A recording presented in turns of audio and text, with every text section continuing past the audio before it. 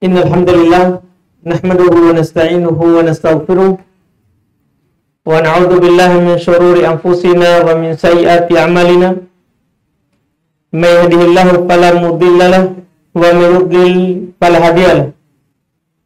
Asyhadu an la ilaha illallah wahdahu la syarika lahu wa asyhadu anna Muhammadan abduhu wa rasuluh sallallahu alaihi wa ala alihi wa ashabihi wa man tabi'ahum bi ihsan ila yaumiddin, amma ba'd. Jemaah pengajian yang dimuliakan oleh Allah Subhanahu wa taala.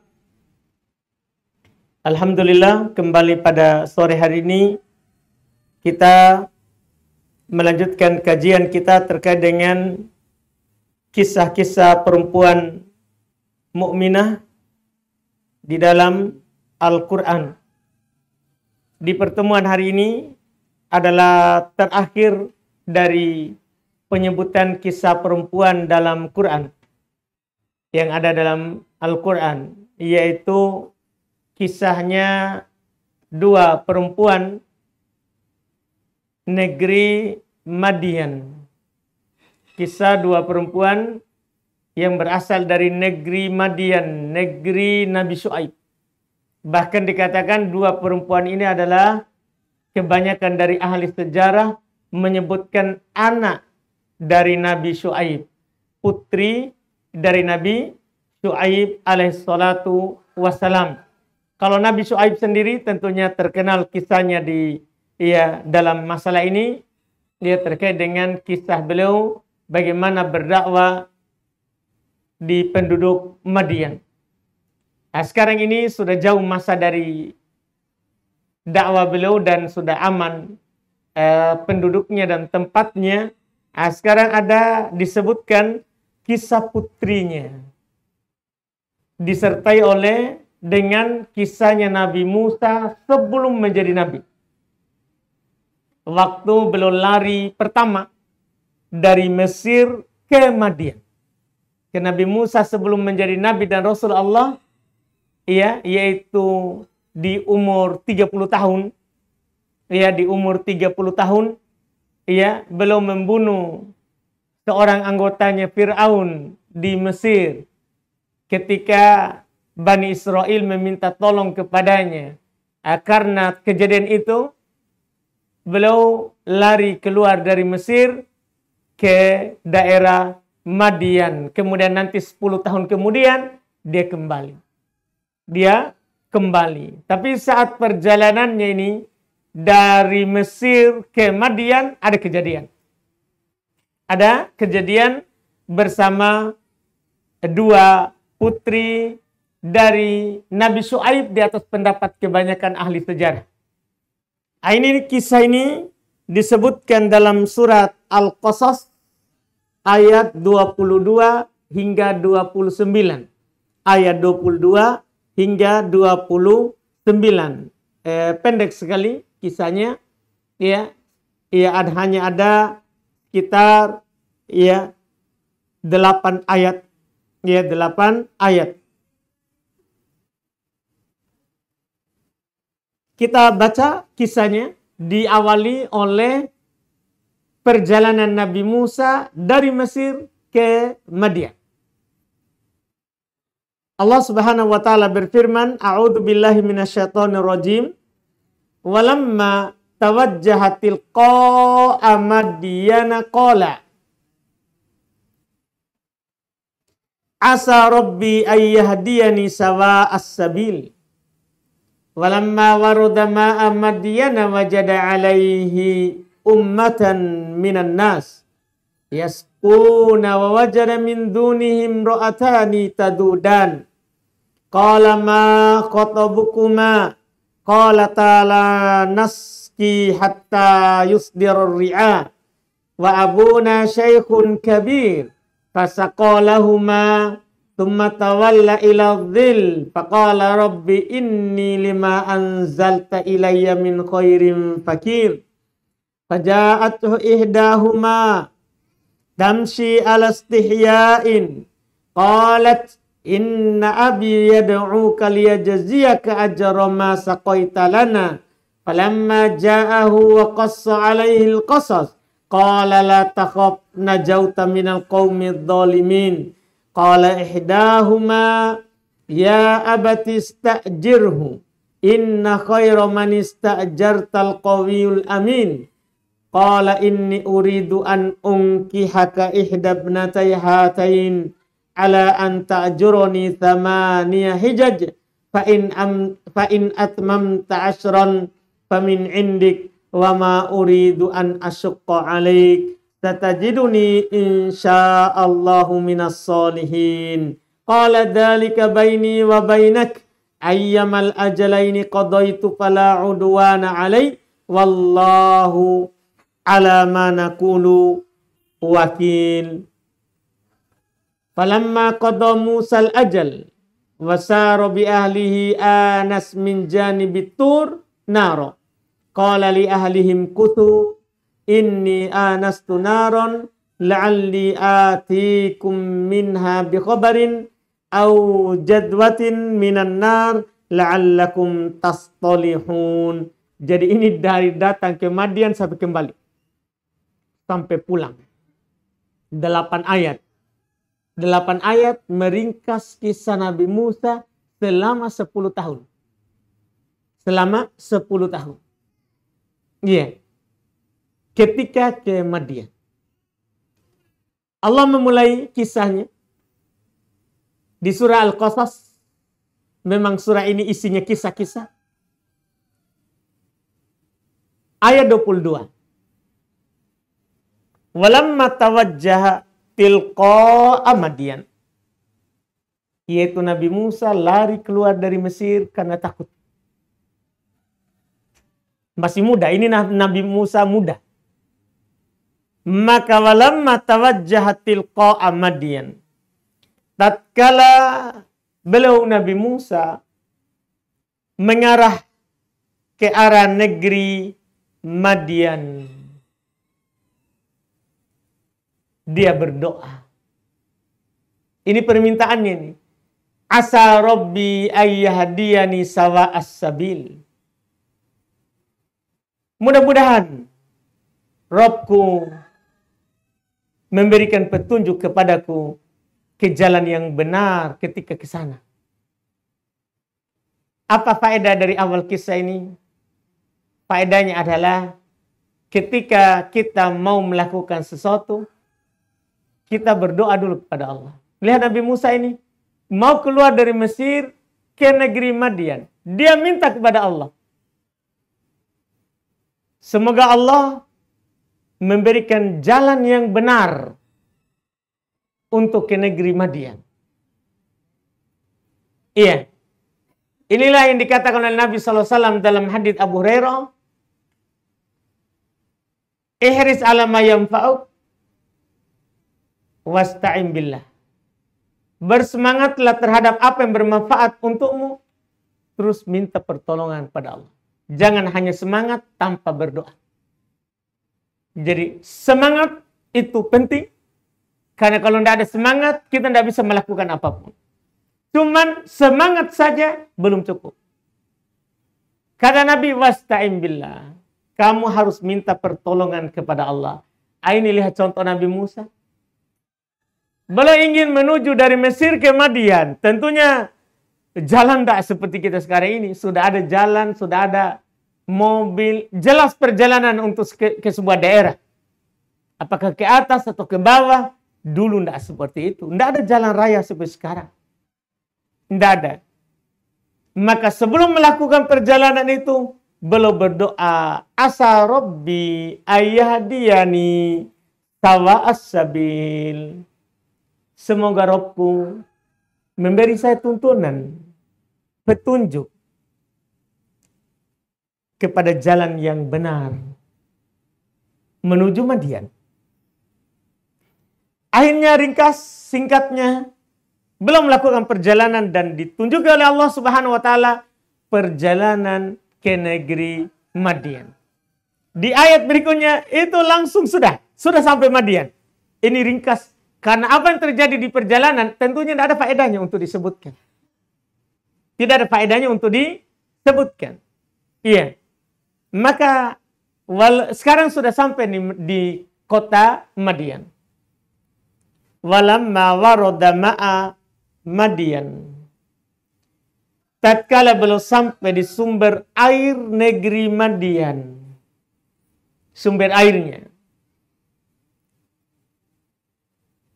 Wajada alaihi ummatan minan nas.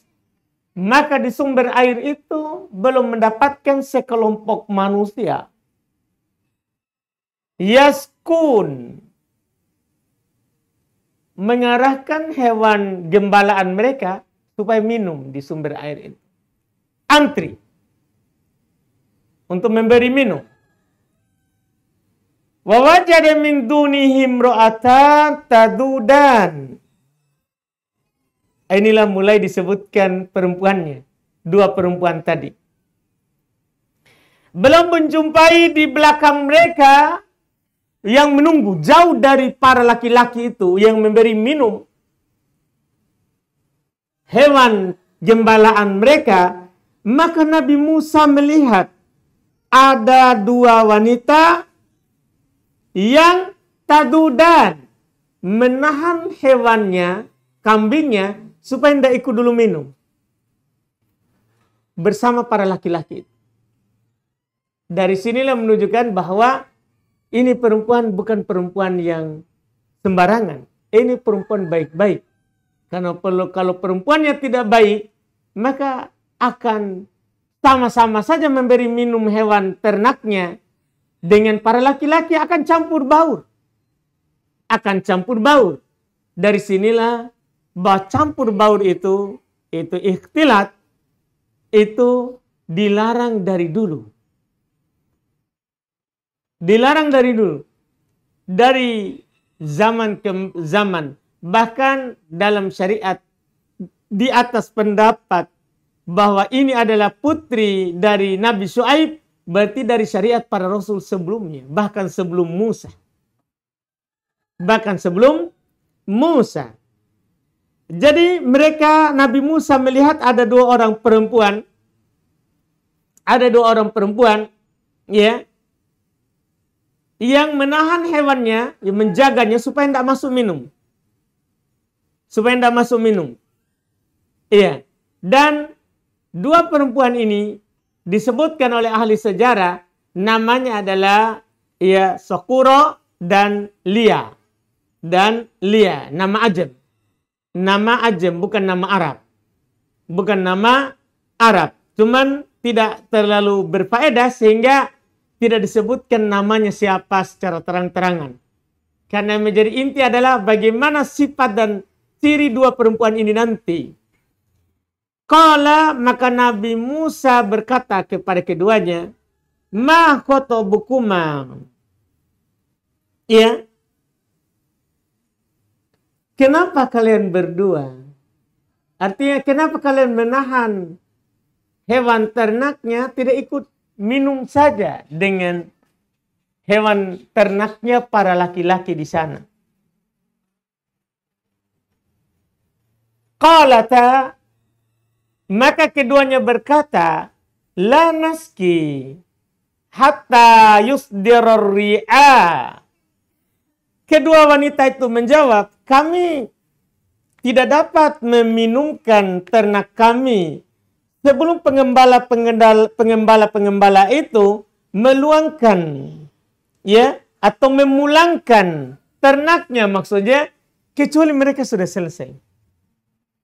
Kecuali mereka sudah selesai.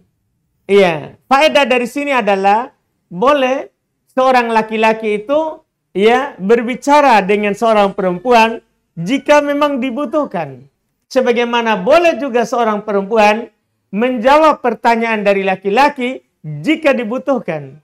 Jika dibutuhkan. Dan itu terjadi dari masa ke masa sampai Nabi kita Muhammad sallallahu alaihi wasallam. Nabi kita menjawab pertanyaan-pertanyaan dari perempuan itu secara langsung. Yang datang bertanya kepada Rasulullah sallallahu alaihi wasallam. Ini kata para ulama menunjukkan boleh seorang perempuan bertanya kepada laki-laki sewajarnya. Dan sebagaimana juga boleh laki-laki untuk menjawab pertanyaan dari perempuan juga sewajarnya. Sebetulnya dari pertanyaan itu. Seperti ini yang dilakukan oleh Nabi Musa dan kedua perempuan ini. Setelah itu mereka ceritakanlah keadaannya. Wa abuna syekhun kabir. Orang tua kami, yaitu bapak kami, adalah seorang laki-laki yang sudah tua. Ini adalah namanya penyampaian udzur. Kenapa perempuan ini mereka datang mengembalakan kambingnya dalam keadaan mereka juga tidak mau gabung dengan laki-laki. Mereka jelaskan keadaannya. Kami melakukan ini untuk melayani bapak kami yang sudah tua. Dari sini kita juga bisa pahami kata para ulama, bolehnya seorang perempuan itu keluar untuk kebutuhannya. Bahkan untuk mengembala sekalipun. Untuk mengembala ternak sekalipun. Dan dari sini pula kita dapat faedah bahwa seorang anak dia membantu orang tuanya semampu dia. Apalagi kalau orang tuanya sudah masuk di usia tua.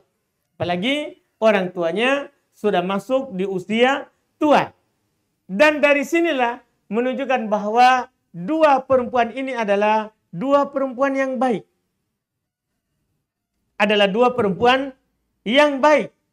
Iya, dari sini mereka membantu orang tuanya bahkan sampai kepada pengembalaan terhadap hewan ternak orang tuanya. Mereka melayani orang tuanya selama bukan maksiat. Maka mendengar keadaan itu, daripada mereka berdua menunggu para laki-laki selesai, Nabi Musa menawarkan dirinya untuk mengantar, membantu, meminumkan hewan ternak mereka, mengarahkannya ke sumber air, mengarahkannya kepada sumber air. Maka kata Allah, fasaqalahuma. Maka Nabi Musa alaihissalatu wassalam waktu itu belum menjadi nabi ini masih Nabi Musa muda, belum menjadi nabi, membantu keduanya untuk memberi minum ternak itu. Selesai semuanya, singkat cerita karena tidak perlu diceritakan minumnya bagaimana, apa itu tidak ada faedah.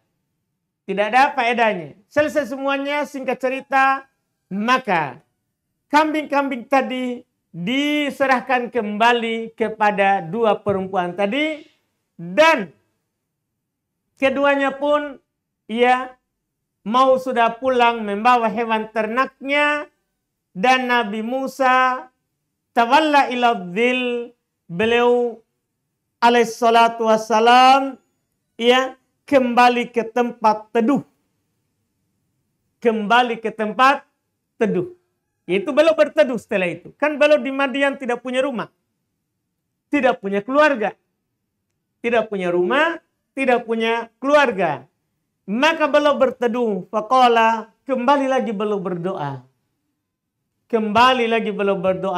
Rabbi inni lima anzalta ilayya min khairin fakir. Ya Rabb, sesungguhnya saya sangat memerlukan sesuatu kebaikan yang engkau turunkan kepada aku. Dari sini terdapat pengajaran dari kisah ini bahwa kita ini selalu butuh kepada bantuan Allah. Dan kalau kita butuh kepada bantuan Allah, berdoalah. Minta kepada Allah. Karena berharap kepada Allah itu berharap sesuatu yang pasti. Melebihi apa yang ada di tangan manusia. Kita berharap apa yang ada di tangan manusia itu tidak ada yang pasti. Tidak ada yang pasti. Tidak bisa kita pastikan kita minta ke situ pasti kita dapat. Tidak ada. Di tangan manusia itu adalah kita menginginkan sesuatu yang tidak mungkin kita dapat kecuali atas takdir dari Allah Subhanahu wa Ta'ala. Kecuali atas takdir dari Allah Subhanahu wa Ta'ala. Maka Nabi Musa sekarang kembali berdoa kepada Allah. Ya, bahwa dia sangat butuh kepada yang namanya kebaikan yang turun dari Allah Subhanahu wa Ta'ala. Maka disebutkan dalam kisah, ucapan Nabi Musa tadi didengar oleh perempuan itu. Saya butuh pertolonganmu ya Allah. Iya. Maka singkat cerita, mereka pun sudah kembali ke orang tuanya. Ke Nabi Syuaib di atas pendapat kebanyakan ahli sejarah. Mereka berceritalah. Ya, mereka berceritalah. Kami dalam sejarah disebutkan oleh Ibnu Katsir, bapaknya kaget. Kenapa mereka cepat datangnya? Biasanya lambat karena menunggu laki-laki dulu kasih minum, baru mereka. Sekarang tiba-tiba mereka datang cepat. Jadi orang tuanya bertanya, kenapa cepat pulang? Maka keduanya bercerita, kami dibantu oleh seorang laki-laki yang sangat kuat. Laki-laki yang tidak mereka tahu. Iya. Maka ketika mendengar cerita itu, bapaknya mengatakan, panggil dia untukku. Panggil dia untuk. Sekarang datanglah masa pemanggilannya. Faja'athu idahuma tamshi ala istihya. Masya Allah. Maka datanglah salah seorang dari anak bapak tadi, tentunya yang paling kakak, yang paling besar. Ini lagi menunjukkan ciri baiknya perempuan ini, putri Nabi Syuaib ini. Datanglah salah satu dari keduanya, tamshi ala istihya, berjalan dengan malu-malu. Ini disebutkan dalam Quran, sifat malu. Sifat malu ini adalah merupakan sifat terpuji bagi perempuan. Sifat terpuji bagi perempuan karena disebutkan di dalam Al-Quran. Disebutkan dalam Al-Quran. Oleh karena itu kata Nabi SAW, la ya'ti illa bi khair. Sifat malu itu, itu tidak akan mendatangkan kecuali kebaikan.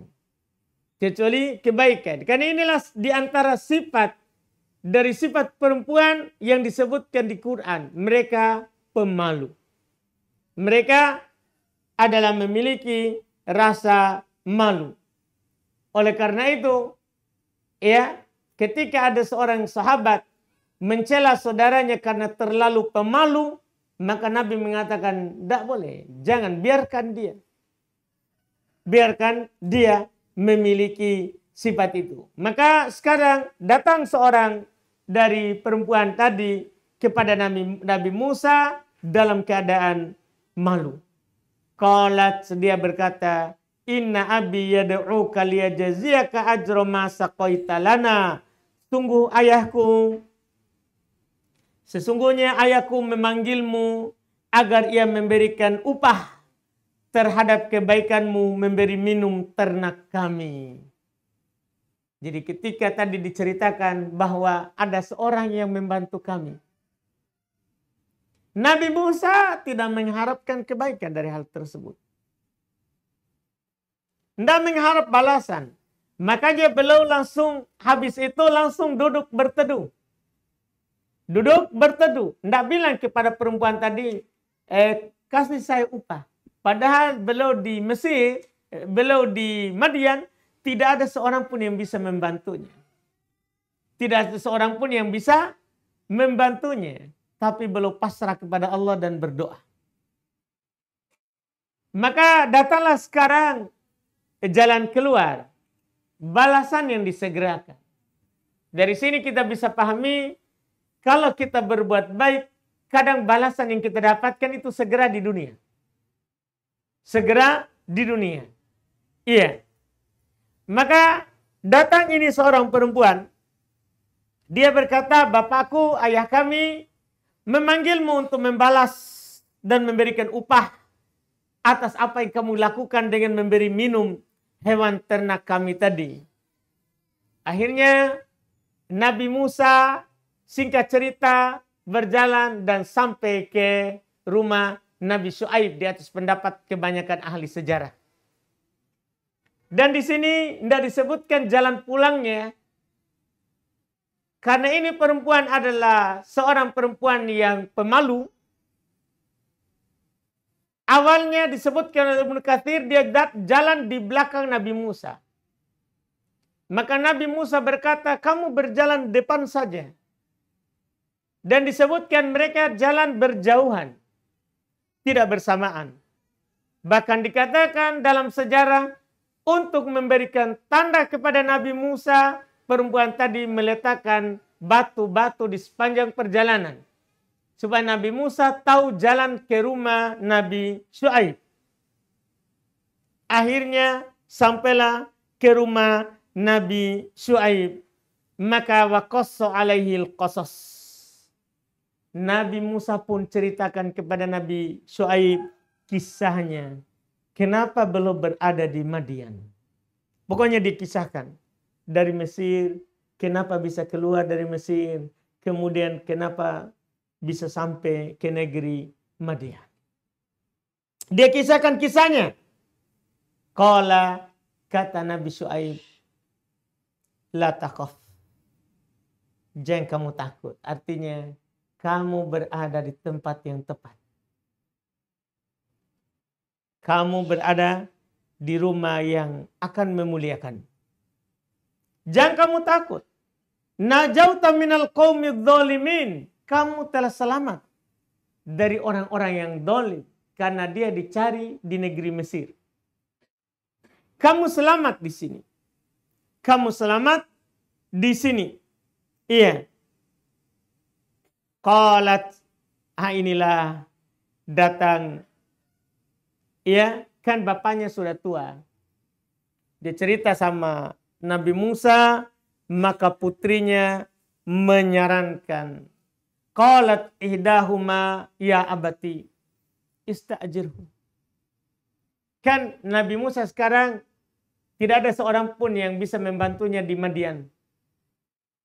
Dia sudah kisahkan ceritanya, maka Nabi Syuaib mengatakan, kamu aman di sini. Artinya tinggal di sini aman. Maka berkatalah salah satu dari putrinya, ya abati ista'jirhu. Wahai ayahku, ya, ista'jirhu. Ambillah dia sebagai orang yang bekerja untuk kita. Kan dia juga butuh bantuan. Kalau begitu, angkat dia sebagai pekerja. Karena kita ini tidak ada laki-laki lain, bapak juga sudah tua. Kita tidak bisa, ya, seperti ini terus. Kami harus pergi memberi minum ternak, mengembala, dan kami menunggu semua laki-laki sudah selesai baru kami bisa. Maka anaknya mengatakan salah satunya, ya, dan dinukil dalam sejarah yang bilang seperti itu adalah yang tadi yang pergi memanggil Nabi Musa. Dia berkata, wahai ayahku, ista'jirhu. Ambil dia sebagai pekerja kita. Inna khaira man ista'jartal qawiyul amin. Sungguh, ya, sebaik-baik yang kamu ambil untuk bekerja pada kita ialah orang yang kuat lagi dapat dipercaya. Ini kenapa dia bisa tahu bahwa Nabi Musa orang kuat, padahal pertama sekali lihat. Dan kenapa dia katakan bahwa ini adalah orang yang terpercaya, padahal ya baru pertama sekali lihat. Ada dua versi dari ahli sejarah. Versi pertama, ketika Nabi Musa dipanggil oleh putri seorang Nabi Syuaib tadi, waktu perjalanan dia mengangkat batu besar Nabi Musa. Ini hanya bisa dilakukan dan diangkat oleh 10 orang. Tapi Nabi Musa angkat sendiri. Karena Nabi Musa seorang yang paling sangat kuat. Sangat kuat.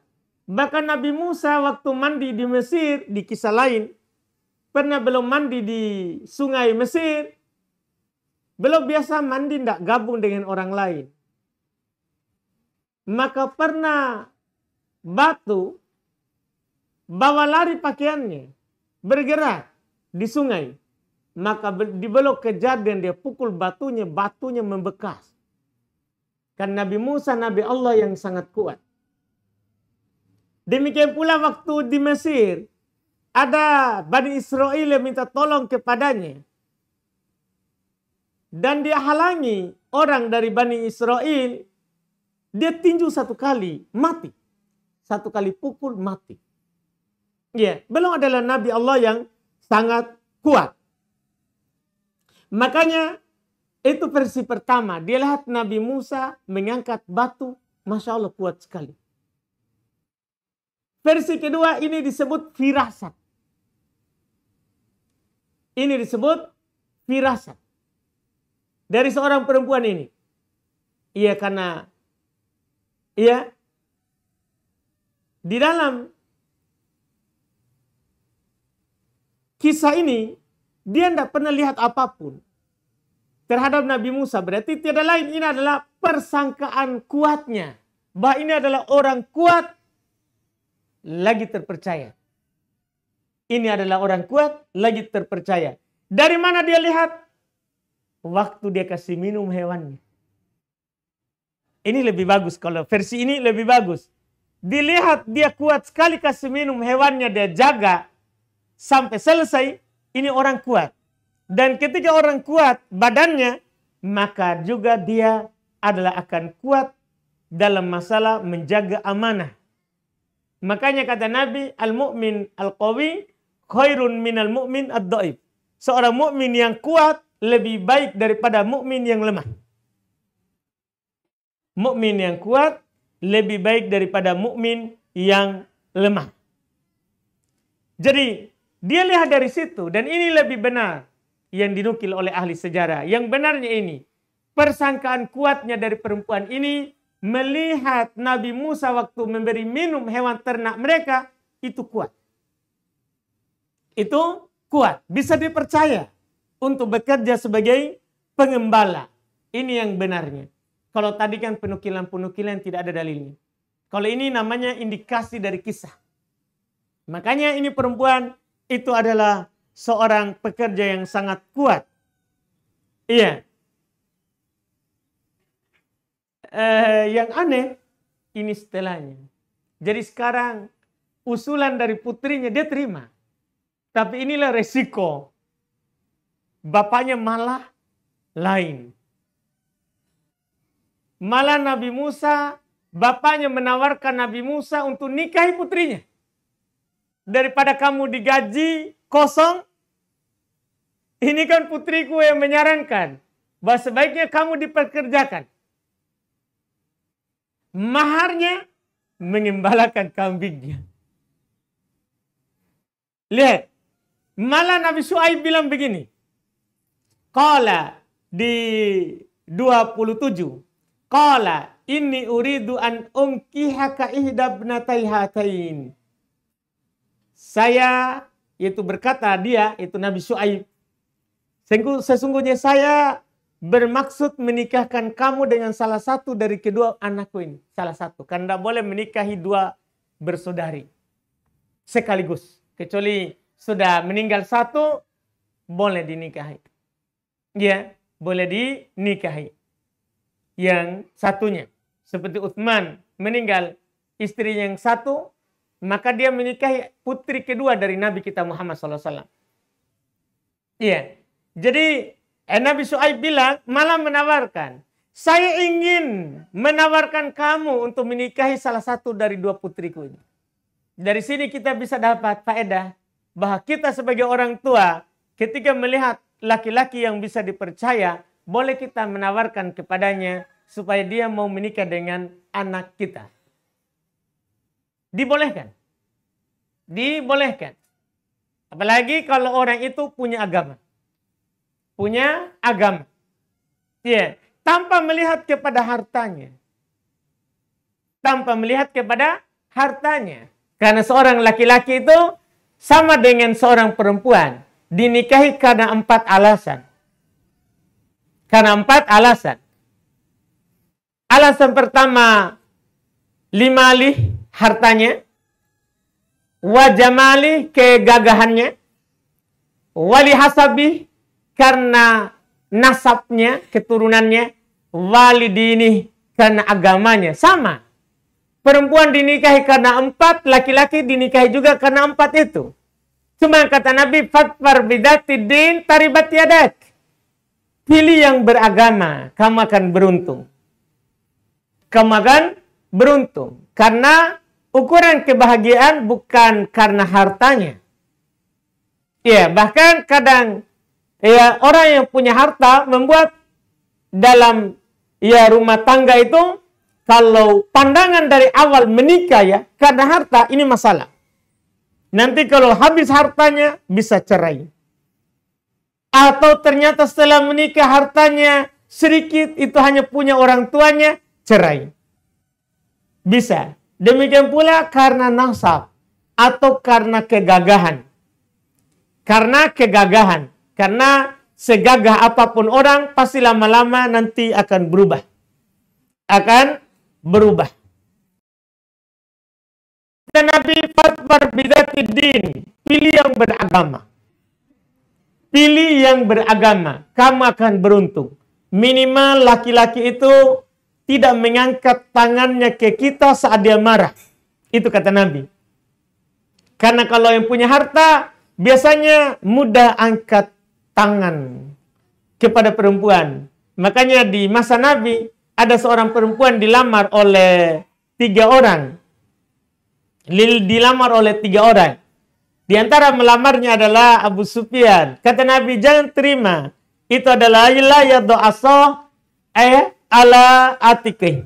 Dia tidak pernah menurunkan tongkatnya dari pundaknya. Artinya selalu suka pukul perempuan. Suka pukul perempuan. Itu tidak disarankan oleh Nabi. Itu paling rendah tadi itu begitu. Dia kalau marah terhadap istrinya, tidak mudah dia pukul. Dia akan tahan kemarahannya. Tidak main tangan. Itu kalau orang punya agama. Iya. Pokoknya kamu pilih yang beragama, kamu akan beruntung. Kamu akan beruntung. Belum lagi nanti dia akan menerima karena agamanya banyak dari kekuranganmu. Karena tidak ada orang yang sempurna. Makanya kata Nabi, pilih yang beragama. Pilih yang beragama. Dari sinilah kita dapat faedah ini tadi. Kalau kita melihat ada orang punya agama, amanah dapat dipercaya, boleh kita menawarkan putri kita kepadanya. Iya, boleh. Iya, masalah rezeki itu sudah diatur di langit. Sudah diatur di langit. Maka dia tawarkan. Tapi namanya menikah kan tentunya butuh mahar. Ini Nabi Musa tidak punya apapun. Tidak ada apapun. Dia datang dari Mesir tangan kosong. Iya. Maka dia juga menawarkan maharnya. Nabi Shu'aib bilang, anta juroni ala anta juroni thamaniya hijaj. Dengan mahar kamu bekerja mengembalakan ya ternakku 8 tahun. Lumayan juga maharnya. 8 tahun mengembala. Iya, 8 tahun ya. Bukan setahun ini. Masya Allah. 8 tahun. Terus dia tawarkan opsi kedua. Iya. Fa'in atmam ta'asran famin indik. Kalau kamu sempurnakan 10, maka dari kamu. Artinya, saya mau nawarkan 10. Cuman boleh turun sampai 8. Kalau kamu mau terima 10, itu darimu saja. terserah kamu. Kalau kamu sepakat 10, alhamdulillah. Kalau tidak masalah. Ini tentunya dari syarat seorang ayah kepada calon mantunya. Karena seorang ayah dari seorang perempuan boleh bersyarat kepada calon mantunya. Artinya, dia sekarang secara tidak langsung, kan sebenarnya bisa saja dia bilang begini. Saya nikahkan kamu dengan mahar, silakan cari saja walaupun apapun. Sekarang sebenarnya dia mau bahwa ini mantunya tinggal di Madian 10 tahun. Kan dia tahu ini mantunya orang Mesir. Dia tinggal di Mesir. Tapi dia boleh, saya mau nikahkan putriku ini dengan kamu, tapi kamu tinggal sini paling rendah 8 tahun. Dari sinilah boleh seorang itu bersyarat saat akad, saat pembicaraan pernikahan. Boleh dia bersyarat, kalau kamu mau menikah dengan putri saya, kamu tinggal di sini dulu sekian tahun. Dibolehkan. Itu diperbolehkan. Iya. Demikian pula syarat-syarat yang lain. Seperti disebut oleh para ulama, boleh seorang ayah mengatakan, kamu boleh saya terima nikah dengan putri saya, tapi jangan kamu duakan. Tidak boleh kamu poligamikan selama dia hidup. Boleh dia bersyarat seperti itu. Itu hal yang mubah. Hal yang mubah. Akhirnya, terus dia katakan setelahnya, wama uridu an asyukku alaik. Saya tidak mau memberatkanmu. Artinya, ini mahar cuman, ini syarat tawaran.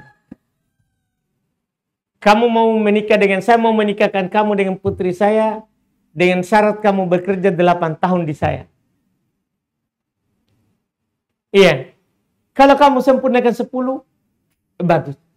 Saya tidak mau memberatkanmu. Itu darimu saja. Kamu setuju, kita jadi. Kalau tidak, saya tidak mau memberatkanmu. Satajiduni insyaallah minas solihin. Kamu akan mendapati saya termasuk dari orang-orang yang baik, insyaallah. Kan Nabi Musa tidak tahu siapa ini. Tidak tahu siapa ini. Iya, karena belum jadi nabi. Dan Nabi Syuaib juga di atas pendapat kebanyakan ahli sejarah. Belum tidak katakan, saya ini nabi. Dari sini boleh orang tua juga itu menyembunyikan statusnya di calon mantunya. Iya, di calon mantunya. Dia boleh. Karena tawadu. Merendah diri. Ya, merendah diri. Jadi dia katakan seperti itu. Kamu akan menjumpai saya termasuk dari orang-orang soleh. Qala, Masya Allah. Kemudian dia berkata, sekarang Nabi Musa menjawab. Setelah dia dengarkan tawaran calon mertuanya tadi, semua yang sudah disebutkan, maka apa jawaban kira-kira Nabi Musa? Qala, Nabi Musa berkata, dzalika baini wa bainak.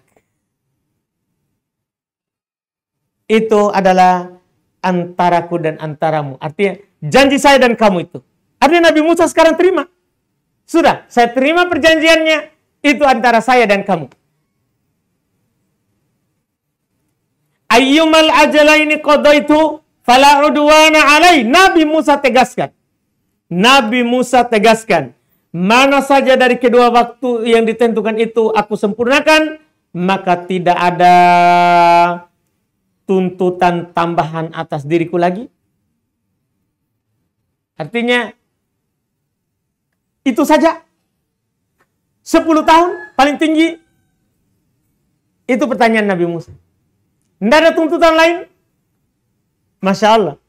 Dari sinilah bolehnya kita saat melakukan pelamaran, itu tawar-menawar. Boleh. Iya, kebiasaan orang di masyarakat, itu tidak ada masalah. Pergi melamar, penyebutan mahar, uang penai, kemudian tawar-menawar.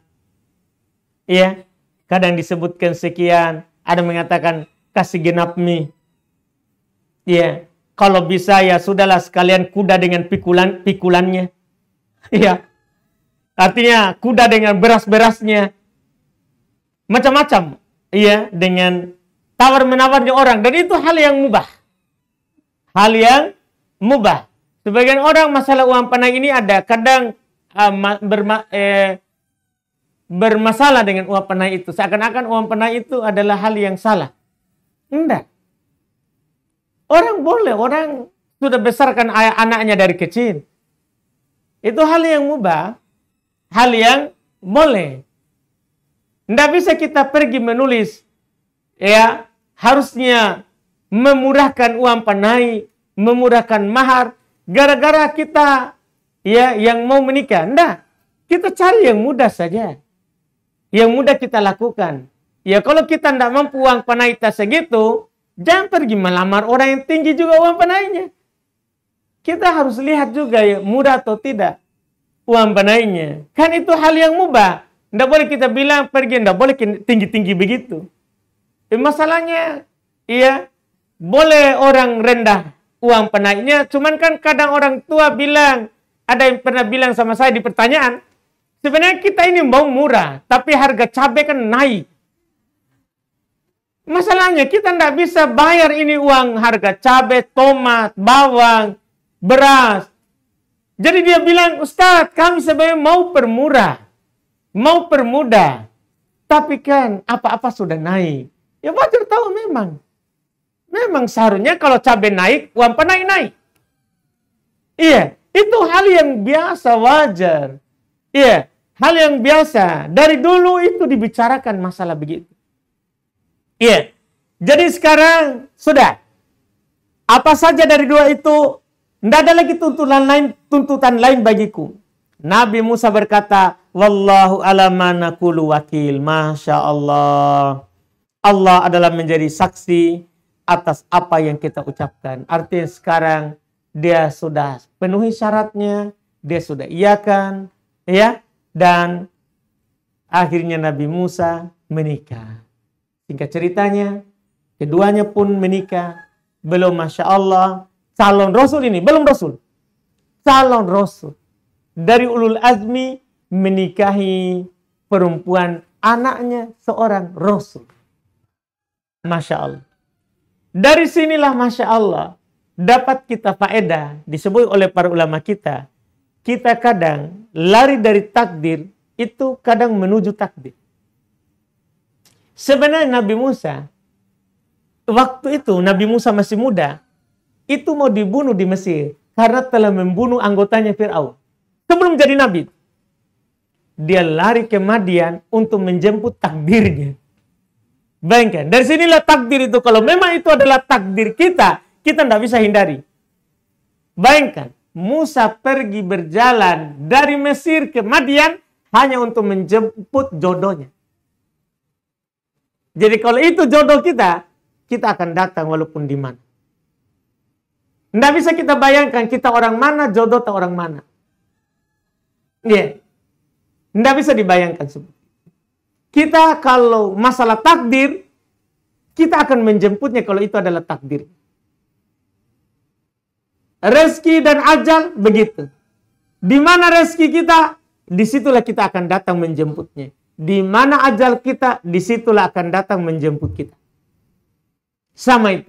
Lihat ini Nabi Musa, lari dari takdir menjemput takdir. Akhirnya selesai ya ceritanya. Sekarang tinggal ya terakhir, ayat terakhir dari kisah ini. Alhamdulillah perjalanan tentunya tidak perlu diceritakan lagi. Nabi Musa ternyata sempurnakan 10 tahun. Tentunya karena selesai 10 tahun, saatnya lah beliau kembali ke Mesir. Inilah penutupnya. Penutupnya ini adalah kembali ke Mesir. Dari perjalanan inilah nanti belum menerima Taurat dan berdakwah. Jadi pulang langsung jadi Rasul. Pulang jadi Rasul. Berdakwah di Mesir. Kata Allah, falamma qadha Musa al-ajala, tatkala Nabi Musa telah menyelesaikan waktu yang ditentukan, disepakati oleh mertuanya, wasara bi ahlihi, maka beliau pun sekarang pulang membawa istrinya. Masya Allah. 10 tahun. Pulang membawa istrinya. Iya. Dan istrinya pun tentunya ikut. Dari sini kita bisa dapat pahami bahwa istri itu ikut keputusan suami. Ke atas, ke bawah, ke kiri, ke kanan. Selama bukan maksiat.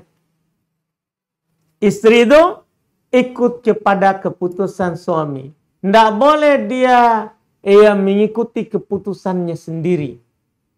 Bahkan, jangankan masalah dunia. Masalah beribadah saja. Tidak boleh dia berpuasa tanpa izin suami. Sampai seperti itu. Padahal ini kan kalau kita melihat.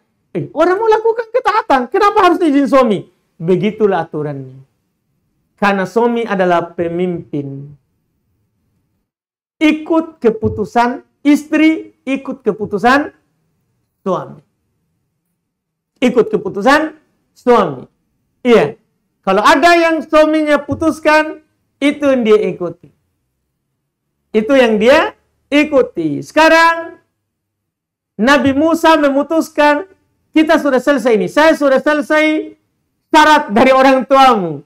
Ayo kita berjalan pulang ke Mesir. Ke tempat tinggalku. Ikut dia, Masya Allah. Karena ini perempuan baik. Perempuan soleha.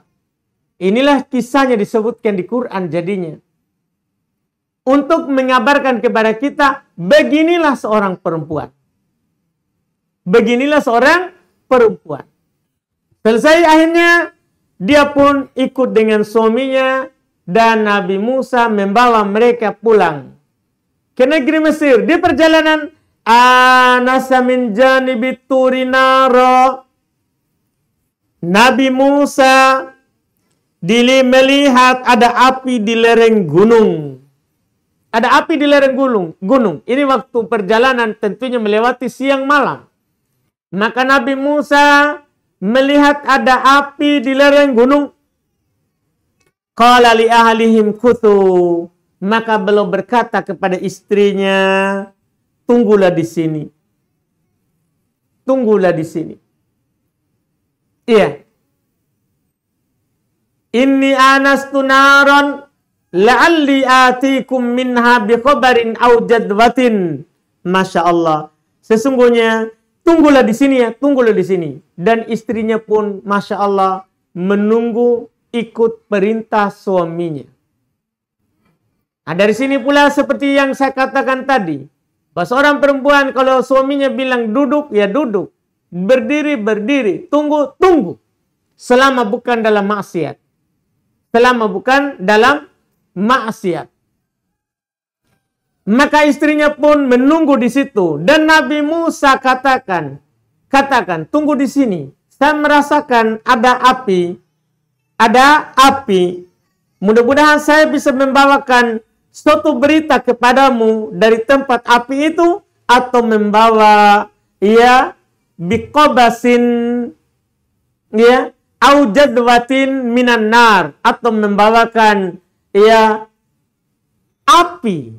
Untuk kita juga hangatkan badan kita. Masya Allah. Iya.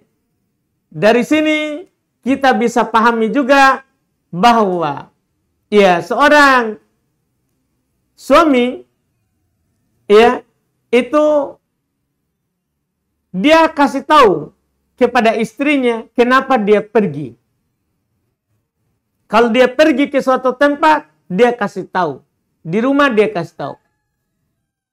Nah, ini yang disebutkan di Quran. Dia bilang, saya akan ke sana melihat itu api. Jadi dia kasih tahu kepada istrinya, saya akan ke sana mau begini. Ini yang dianjurkan. Ini yang dianjurkan. Iya. Dan Nabi Musa lanjut, la'allakum tastalun, agar kamu dapat menghangatkan badan. Iya, dari sini juga dari penutup ini bahwa seorang suami itu wajib mencarikan hal-hal yang bermanfaat, membuat istrinya itu ya merasa cukup dengan apa yang dibawakan. Kalau dia butuh yang menghangatkan badannya, dicarikan untuknya. Artinya dari sini terdapat isyarat bahwa seorang suamilah yang wajib memenuhi kebutuhan istrinya. Seorang suamilah yang wajib memenuhi kebutuhan istrinya. Ini adalah ya akhir daripada kisah ini. Setelah itu, alhamdulillah, ya dalam perjalanan pulang itu Nabi Musa menerima wahyu dan berdakwah. Tidak disebutkan lagi istrinya. Tidak disebutkan lagi istrinya. Selesai kisah ini. Dan dengan ini alhamdulillah selesai kisah perempuan soleha, perempuan mukminah di Quran. Di dalam Quran yang Allah Subhanahu wa taala sebutkan, yang Allah Subhanahu wa taala sebutkan. Kita cukupkan dulu. Nanti mungkin kita lanjutkan yang lain lagi insyaallah kalau masih ada waktu atau masih kita lanjut. Ya, masih kita lanjut di ya pertemuan-pertemuan yang akan datang. Ada juga dikumpulkan ya kisah-kisah seorang perempuan dari hadits Nabi yang sahih. Ya, kalau dalam hadits lebih banyak. Kalau hadits lebih banyak daripada Quran. Daripada Quran. Iya, mungkin itu nanti dipilih atau bagaimana nanti ke depannya insyaallah. Iya. Nanti kita lihat. Karena kita ini sudah di bulan Rajab ya. Sudah di bulan Rajab. Sedikit lagi Sya'ban, Ramadan. Iya. Wallahu a'lam. Kalau ada pertanyaan silakan.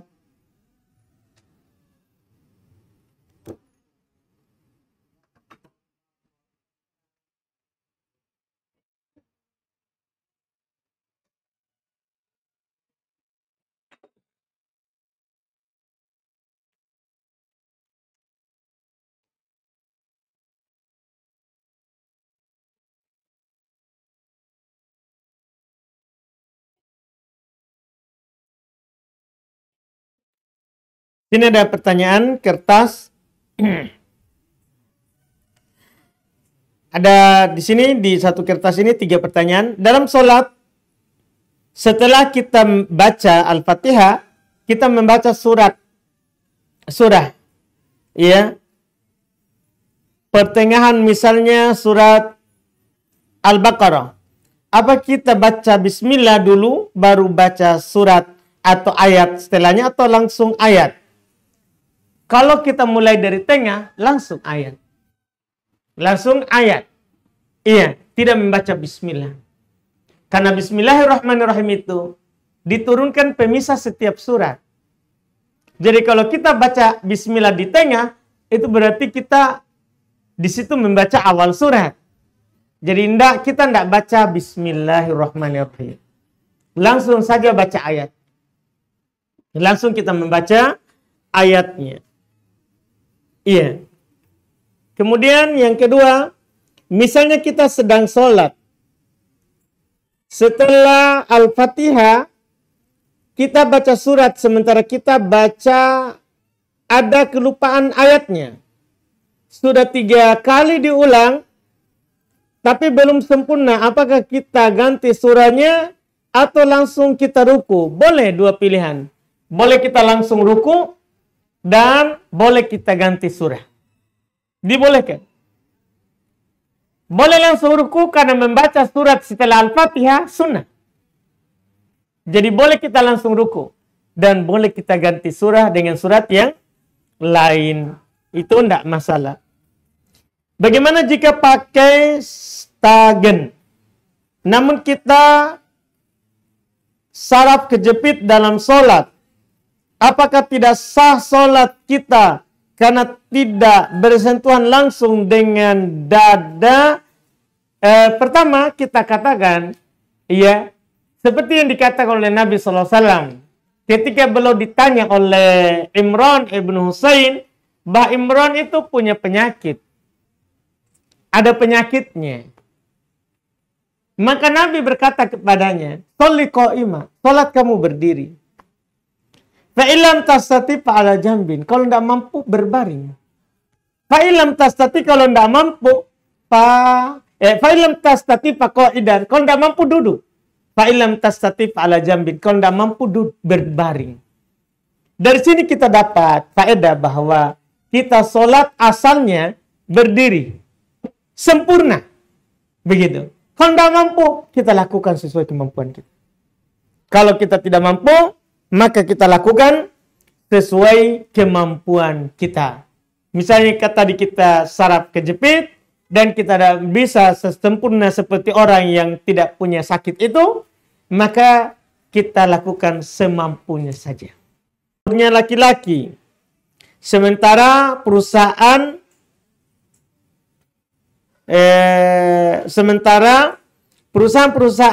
tidak ada yang khusus akhwat. Kalau memang dia darurat bekerja, darurat ya, tulang punggung keluarga, dalam artian keluarganya sudah tidak mampu lagi bekerja, hanya dia mampu.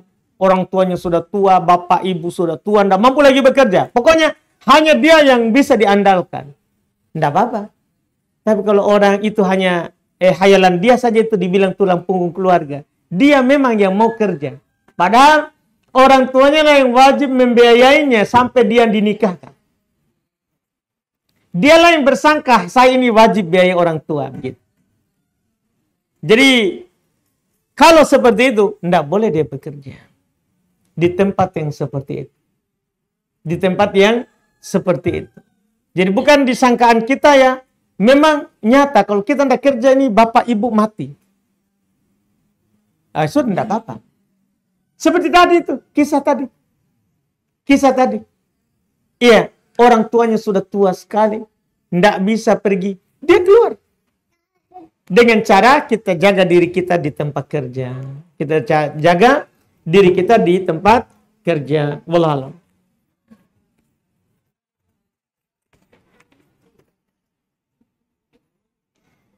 Apakah hukumnya berdoa ketika sujud dengan doa bahasa Indonesia?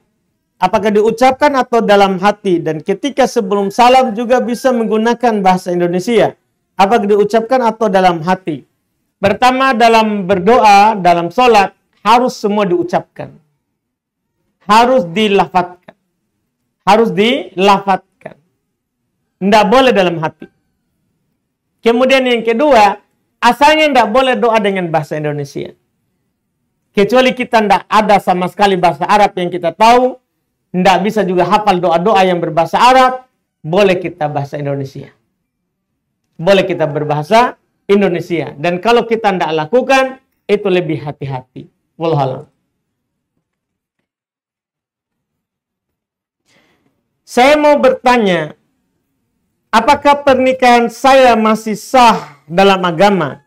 Ketika suami saya keluar dari rumah sudah 4 bulan terakhir. Dan ketika saya bertemu dengannya, suami saya mengatakan sudah tidak mau lagi dengan saya. Namun sampai sekarang saya belum juga diceraikan. Apakah saya masih berkewajiban melayani dia, sedangkan saya dan suami sudah tidak serumah lagi? Suami berada di rumah keluarga, sedangkan saya berada di rumah dengan 3 anak. Dengan dia bilang tadi itu sebenarnya dia sudah ceraikan itu. Kenapa kita bilang belum diceraikan? Dengan dia pergi dari rumah, itu sudah. Ya, kalau dia pergi 4 bulan, memang sudah patut kita tanyakan. Kenapa kamu tidak datang? 4 bulan. Karena seorang tidak boleh mendatangi istrinya 4 bulan. Tidak boleh. Iya. Kecuali udzur yang syar'i. Tapi tadi kan ada waktu kita ketemu, suami mengatakan sudah tidak mau lagi dengan saya. Itu kan cerai. Itu cerai itu bisa dengan soroha, diucapkan dengan jelas, saya ceraikan kamu. Bisa juga dengan kinaya. Dia bilang, pulang kamu ke rumah orang tuamu. Iya. Atau dia bilang tadi, saya tidak mau lagi bersama kamu. Itu sudah cerai namanya. Itu sudah jatuh talak 1. Itu sudah jatuh talak 1. Iya. Kita di hal tersebut menunggu selesai masa iddah. Kalau keluar 3 kali haid, ya,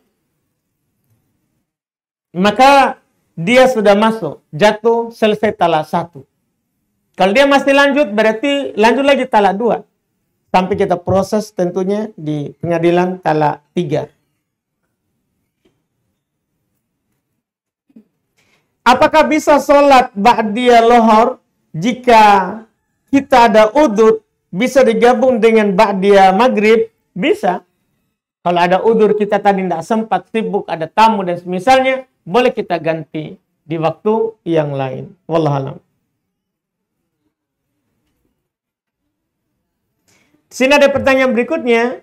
Bolehkah istri mengajukan suatu pendapat terhadap suaminya? Boleh. Boleh. Iya. Nabi SAW menerima dan mendengar pendapat dari istrinya. Pendapat dari istrinya. Sebagaimana juga belum memasukkan pendapat kepada istrinya terkait dengan tirai rumahnya. Gordennya. Terkait dengan gorden rumahnya. Boleh. Istri boleh mengajukan pendapatnya kepada suaminya, sebagaimana suami mengajukan pendapat kepada istrinya terkait dengan masalah yang diurus oleh istrinya. Dibolehkan.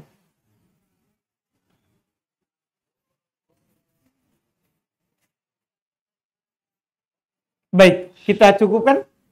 Alhamdulillah. Untuk pertemuan berikutnya, nanti tergantung pemilik rumah.